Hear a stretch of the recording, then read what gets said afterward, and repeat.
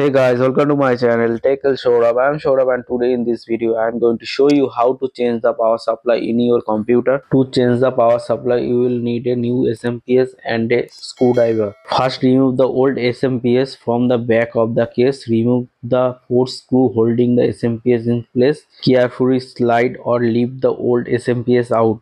Then disconnect all cables from old SMPS. First open the 24 ATX connector on the motherboard. After that open the 4-pin CPU power connector. Then disconnect the SATA cable and power cable of the hard disk and remove the old power supply. Now you need to install new power supply to your computer and follow the all steps and slide the new SMPS into the place where the old power supply was previously installed. Then align the screw hole and screw the power supply with 4 screws. Then connect the new cables.